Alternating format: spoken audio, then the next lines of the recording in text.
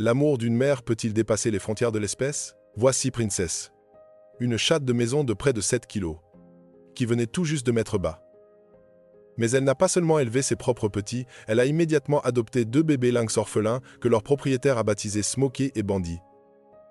Elle les a allaités, lavés, protégés, et leur a appris tout ce qu'une mère doit transmettre. Mais l'histoire ne réside pas seulement dans leur enfance commune. Le plus incroyable s'est produit des années plus tard. On avait prévenu Arthur que, après 6 années passées en pleine nature, ces prédateurs de plus de 35 kilos ne verraient plus sa chatte comme leur mère, mais comme une proie. On s'attendait à un drame. Et pourtant, ce que l'on a vu défiait toutes les lois de la nature. Voici l'histoire d'une famille impossible, d'un amour qui a transcendé les espèces, et d'une réunion capable de briser n'importe quel cœur. Arthur Jennings était un homme façonné par le silence des montagnes Blue Ridge. À 68 ans, les rides de son visage racontaient une vie bien remplie. Plus récemment, un deuil immense.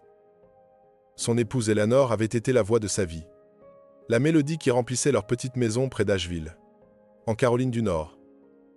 Lorsqu'elle était partie 2 ans plus tôt, elle avait emporté la musique avec elle, laissant derrière elle un silence si lourd qu'il semblait avoir une forme. Sa seule compagne désormais était Princess.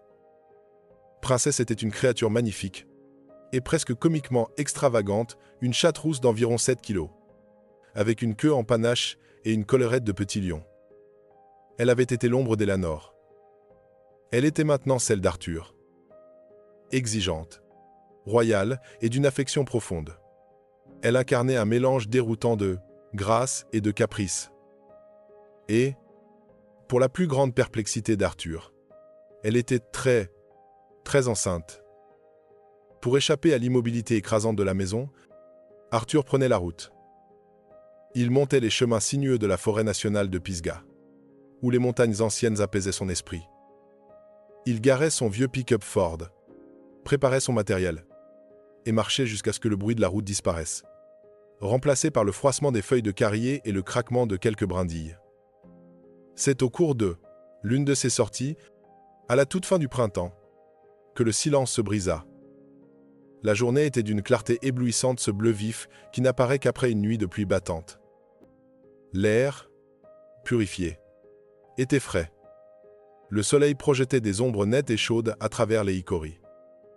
Arthur savourait sa 2e tasse de café près d'un belvédère, profitant d'un rare moment de paix, lorsqu'il entendit un miaulement aigu, désespéré. Ce n'était pas un oiseau, ni un écureuil. Cela ressemblait à un chaton, mais plus ténu, traversé d'une angoisse qui perçait même le souffle léger du vent. Arthur suivit le son, écartant les branches détrempées des rhododendrons, le cœur battant d'une inquiétude soudaine et inexplicable. Sous un enchevêtrement de racines d'un chêne renversé, il trouva ce qui ressemblait plus à une simple excavation qu'à un véritable terrier. À l'intérieur, 2 petites créatures tachetées étaient recroquevillées l'une contre l'autre, trempées et grelottantes. Ce n'étaient pas des chatons. Leurs oreilles portaient les touffes caractéristiques, et leurs pattes étaient déjà trop grandes pour leur tout petit corps. C'étaient des bébés lynx. Arthur scruta la forêt autour de bas, lui, cherchant le moindre signe de la mer. Un arbre tombé portait encore des traces de griffes fraîches et rageuses. Et non loin de là, les empreintes inquiétantes d'une meute de coyotes légèrement effacées par la pluie, mais encore lisibles. Dans la boue, une histoire se dessinait, celle d'un combat désespéré et perdu. Arthur était un homme des montagnes. Il connaissait la règle fondamentale, on n'intervient pas. On laisse la nature, dans toute sa dure sagesse, suivre son cours. Il attendit toute la journée. Sous le soleil devenu chaud, son café depuis longtemps refroidi. Il parcourut la zone en large cercle, scrutant chaque ombre, chaque bruissement, espérant le retour de la mer. Le temps magnifique contrastait cruellement avec l'urgence de la situation. Il attendit jusqu'au coucher du soleil, lorsque la lumière devint dorée et que les feuilles mouillées se mirèrent d'orange et d'ambre. Mais la mer ne revint jamais. Les cris des petits s'affaiblirent, passant d'appels déchirants à des souffles tremblants et saccadés. Arthur regarda ces vies minuscules qui s'éteignaient. Il pensa à sa maison vide. Il pensa à Eleanor, qui ne supportait pas de voir une simple souris des champs mourir de faim. « Bon sang !» murmura Arthur aux arbres. Il les ramassa délicatement. Ils étaient si légers qu'on aurait dit du vide juste de la fourrure mouillée et des os fragiles. Il ouvrit sa veste et les glissa contre sa chemise en flanelle, sentant leur petit cœur battre à toute vitesse. Puis il replia son campement plus vite qu'il ne l'avait jamais fait et se hâta vers son camion, les deux vies tremblantes, serrées contre sa poitrine. Le trajet du retour fut 1h30 de tourment.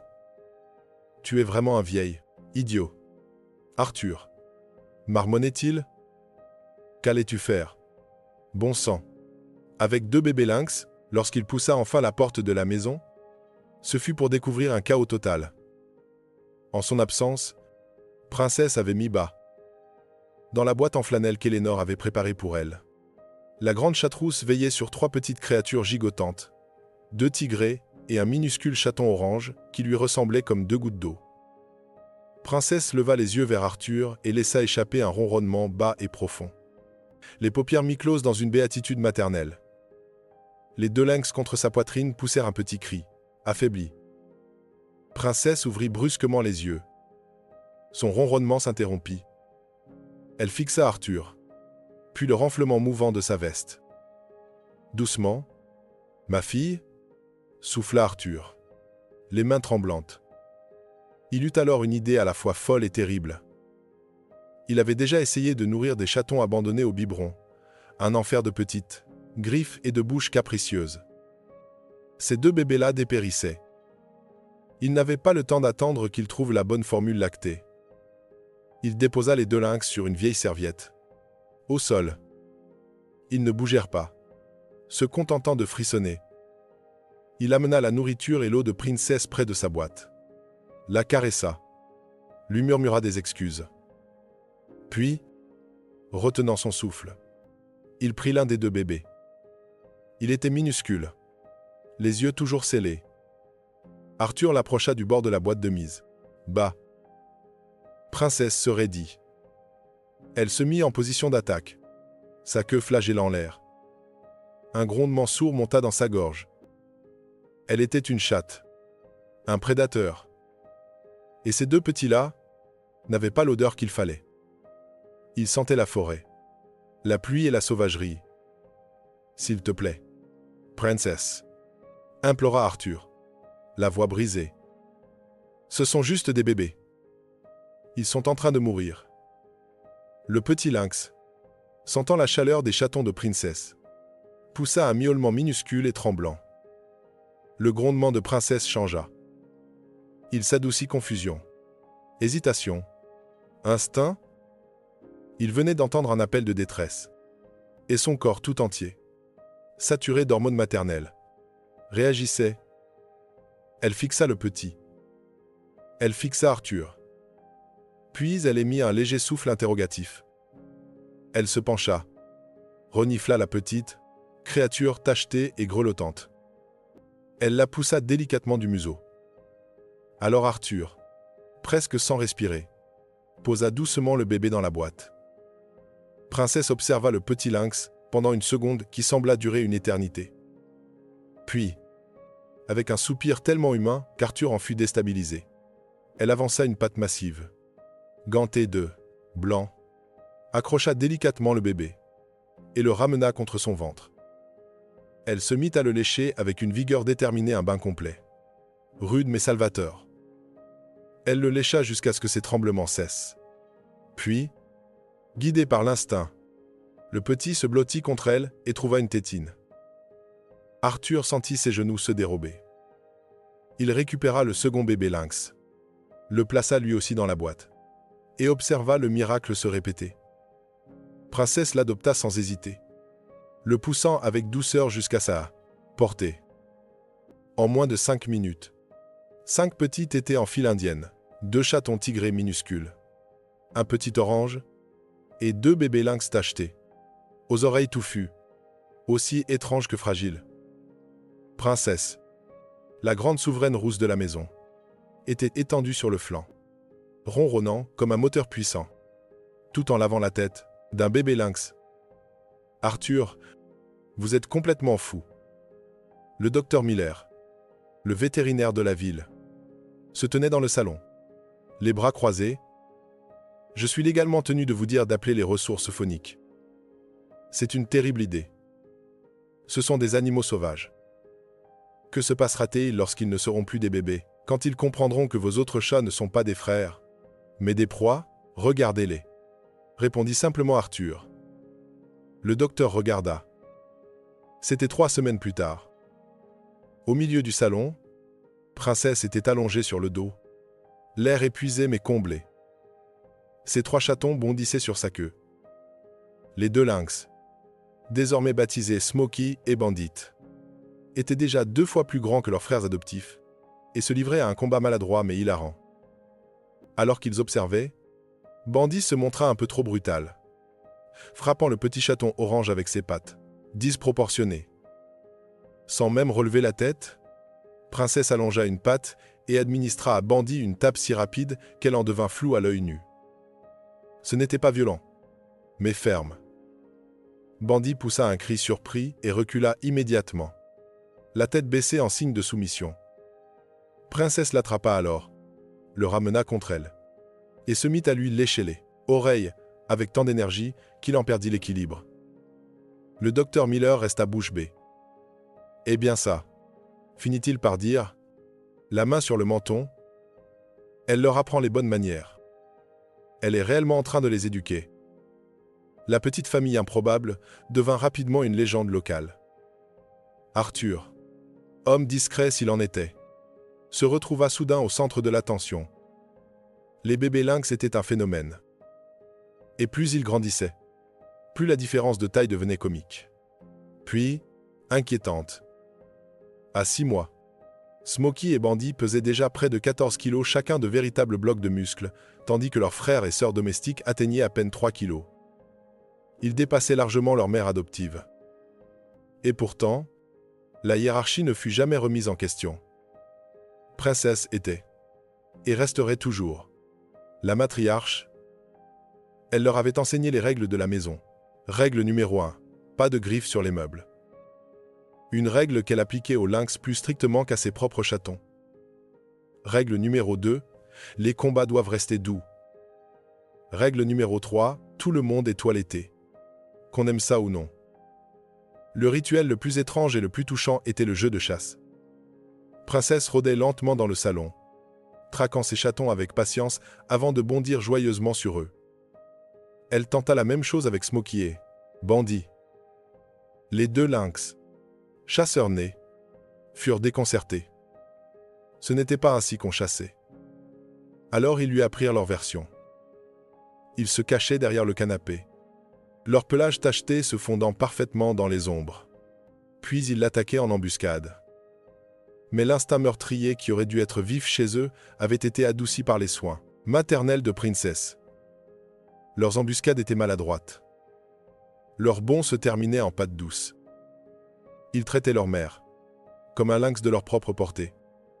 C'est la petite fille d'Arthur qui prit la photo, devenue célèbre. Venue rendre visite à son grand-père, elle resta bouche bée devant la scène, dans le fauteuil préféré de Princesse. La grande reine rousse dormait profondément. Autour, contre, et même sous elle, les 5 jeunes, entremêlés dans un tas de fourrures et de ronronnements, les 2 tigrés, le petit orange, et les 2 énormes adolescents tachetés aux oreilles touffues. La photo devint virale avant même qu'Arthur ne comprenne ce qu'il se passait. « Papy, tu es en train de devenir célèbre », avait ri sa petite fille. Les médias nationaux s'emparèrent de l'histoire. Une chatte adopte 2 bébés lynx. Le monde entier tomba amoureux de Princesse et de ses enfants sauvages. Mais l'avertissement du docteur Miller résonnait toujours dans l'esprit d'Arthur.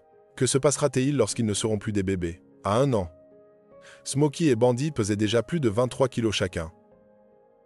Ils n'étaient plus maladroits. Ils se déplaçaient avec une grâce silencieuse, puissante, inquiétante. Leur jeu commençait à ressembler à de véritables affrontements. À 3 reprises, Ils avaient rapporté à Arthur un cadeau venant du jardin. Un écureuil, un gaufre et, plus gênant encore, le poulet primé du voisin. Il les déposait fièrement aux pattes de Princesse. Elle avait reniflé les carcasses, levé les yeux vers eux d'un air peu impressionné, puis miaulé pour qu'Arthur ouvre une boîte de pâté. Les dépenses devenaient colossales. Les deux lynx consommaient plus de viande en une journée qu'Arthur en une semaine. Sa petite maison, elle, se faisait littéralement déchiqueter. Un bond trop enthousiaste. Et la lampe préférée d'Elanor avait volé en éclats. Le plus dur fut le son. Un soir, un chat errant franchit la clôture. Avant qu'Arthur n'atteigne la porte, Smokey et Bandit étaient déjà à la fenêtre, immobiles. Ils ne sifflèrent pas. Ils émirent un grondement grave, guttural, terrifiant un son de prédateur au sommet de sa chaîne. Princesse, surprise par la férocité de ses propres fils, leur avait lancé un feulement. La famille se fissurait. Arthur le comprit. Il pleura en passant l'appel. La réserve faunique des Appalaches, un sanctuaire de premier ordre, s'étendait sur plus de 40 hectares de nature protégée. Ils connaissaient déjà l'histoire d'Arthur et de Princess, et acceptèrent de recueillir Smokey et Bandit afin qu'ils puissent vivre comme de vrais lynx. Le jour du transfert fut le pire jour de la vie d'Arthur depuis la perte d'Elanor. La directrice, une femme bienveillante nommée Sarah, arriva avec son équipe. Smokey et Bandit, méfiants devant les inconnus, s'étaient cachés derrière le fauteuil d'Arthur. Et ce fut Princess qui les encouragea à sortir. Elle s'approcha, poussa un petit cheuf, puis se mit à toiletter la tête de Smokey. Rassurés, les deux lynx la suivirent jusque dans le salon, où l'équipe put les endormir en toute sécurité. La dernière chose qu'Arthur vit fut leurs deux corps magnifiques, endormis dans leur caisse. Princesse resta assise près de la porte, regardant la camionnette s'éloigner jusqu'à ce qu'elle disparaisse. Cette nuit-là, pour la première fois depuis un an, la maison d'Arthur redevint silencieuse. Princesse erra de pièce en pièce, émettant un son doux, plaintif, le cri d'une mère cherchant ses enfants. Arthur s'assit dans son vieux fauteuil, la tête dans les mains, et pleura. Les années passèrent. La vie reprit son cours. La petite fille d'Arthur entra à l'université. Les autres chatons devinrent de paresseux chats domestiques. La célébrité virale s'effaça. Ne restèrent qu'Arthur et Princess et les nouvelles occasionnelles du sanctuaire. Smokey et Bandit s'étaient parfaitement acclimatés, un enclos boisé de presque un hectare. Un ruisseau. Et l'un l'autre. Ils sont splendides. Arthur, écrivait Sarah dans sa carte de Noël accompagnée d'une photo. Mais ils sont entièrement sauvages. Ils tolèrent leurs soigneurs, mais ne recherchent pas le contact humain. Ils sont redevenus des lynx, comme ils le devaient. Arthur encadra la photo et la posa sur la cheminée, à côté de la fameuse image du tas de chatons. Puis Princess vieillit.